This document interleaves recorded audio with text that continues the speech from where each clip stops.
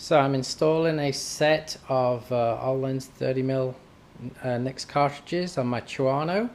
I've already done the compression leg, which is the left leg, and now I'm going to make a video of doing the rebound leg, which is pretty much the same procedure. Made this little fork holding device out of a 2x4 and a couple of bolts.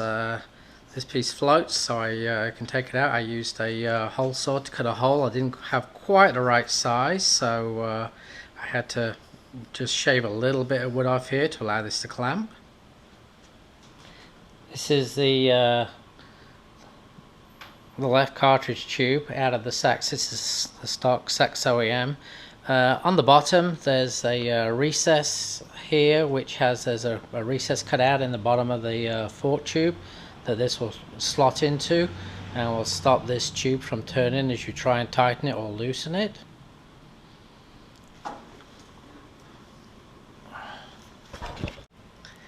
Had to buy this tool to basically loosen the fork caps up on the Sachs forks. It was about $45. I loosened the top triple clamp bolt, and then while it was still in the bike, and then loosened the caps so I had the lower triple clamps holding the tube solid.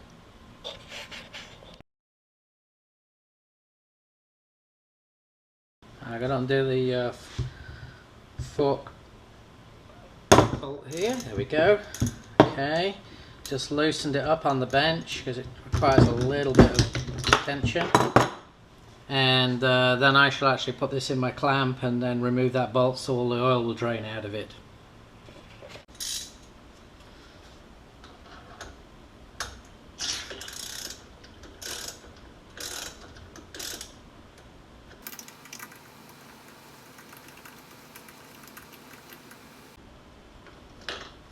And this bottom leg is going to drop, so I'm going to put a bungee cord on it.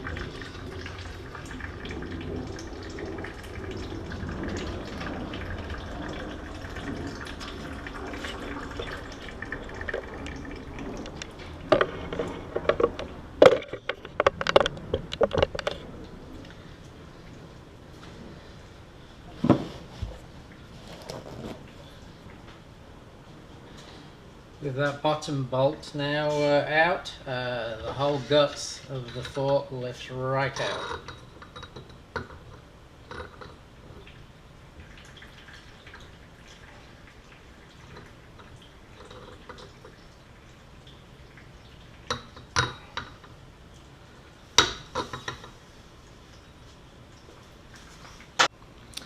Here's the rebound leg. They basically look identical. The only real difference is the rebound has a hole in the bottom of the tube, and the compression, which I believe has exactly the same piston kit, just has a hole up here instead. So that's about, and I think, you know, Ohlins, all they did was they just turned this tube upside down between the two different legs.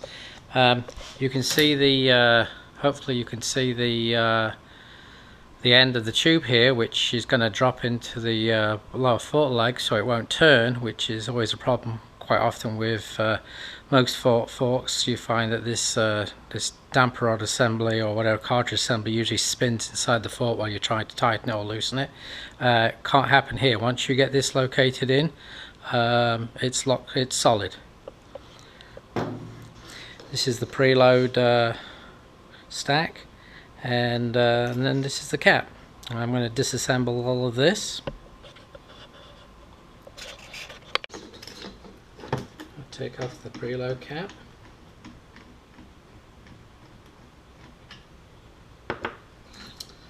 There's a collar there. It's a warning, and that's the preload. Now, what they really want you to do is to install this bottom piece and then put this piece back on. Unless you've got the Ohlins special tool to do that, which I think is about $150, you can't get to this. So I'm just going to put a bit of Loctite, so I'll roll away.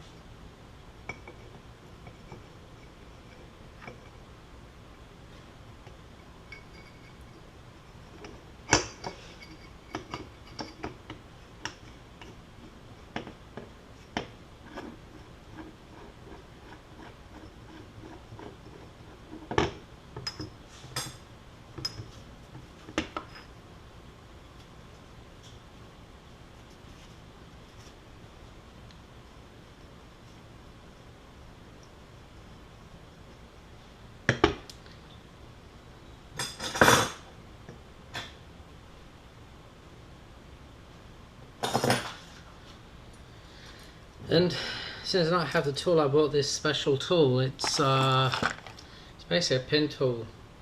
I'll take a better picture of it later.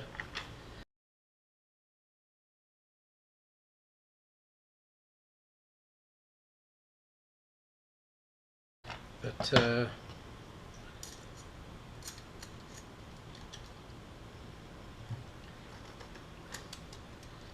and that should lock that in pretty good. Anyway, I check the orientation where the slot is. It's about there.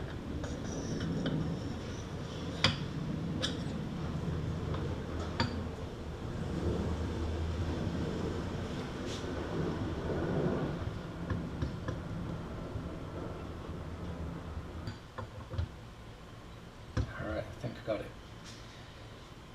I'm going to put the bolt in from the bottom. As you start to tighten up, you can tell if you're in the if the bottom of the fork leg is in the slot,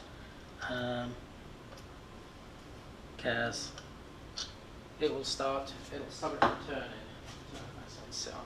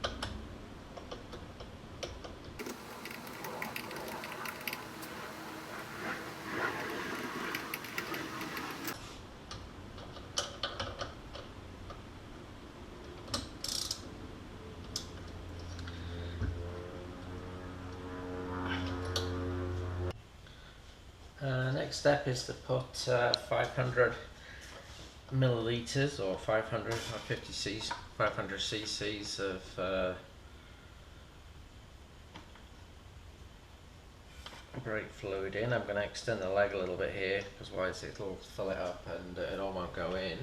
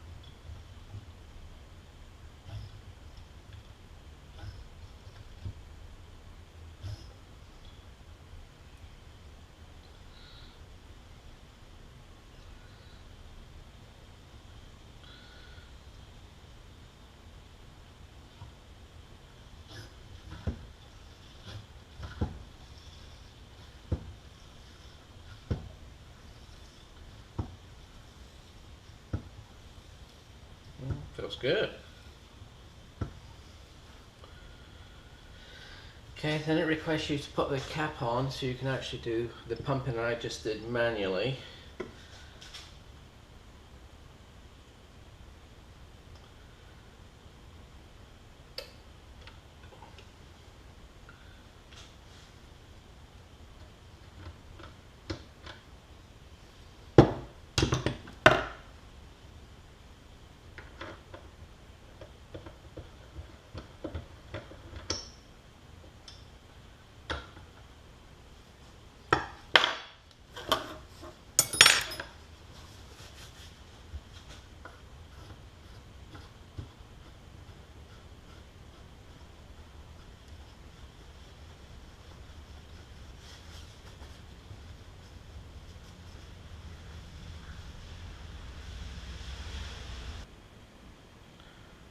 So I've got my oil gauge set at 115 centimeters, 150 millimeters.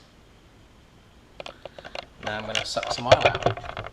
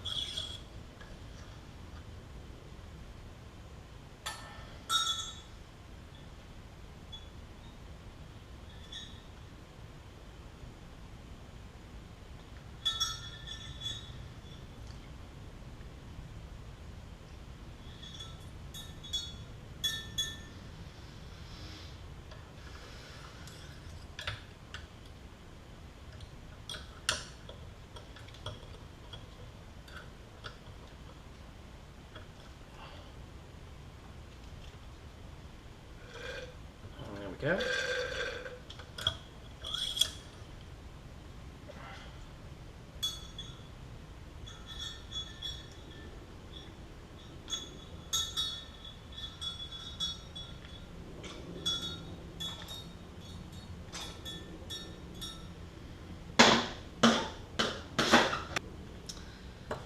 Now we drop the preload tube in. Okay. And go grab my spring. Next goes in the spring.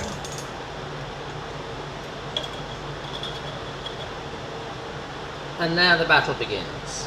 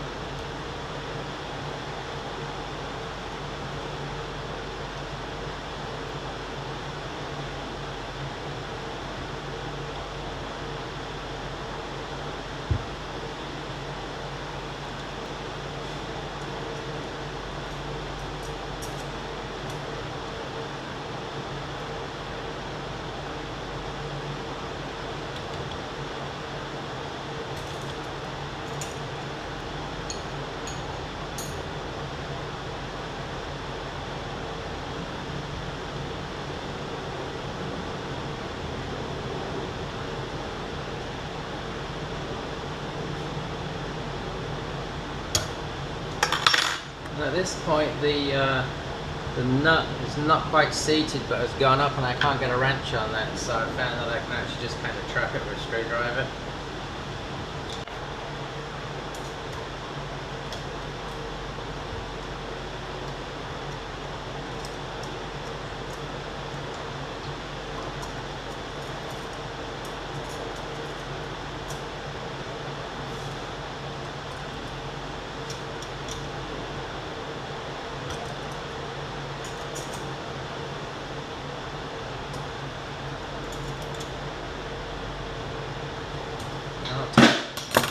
I'll tighten that on the bike once she's clamped down.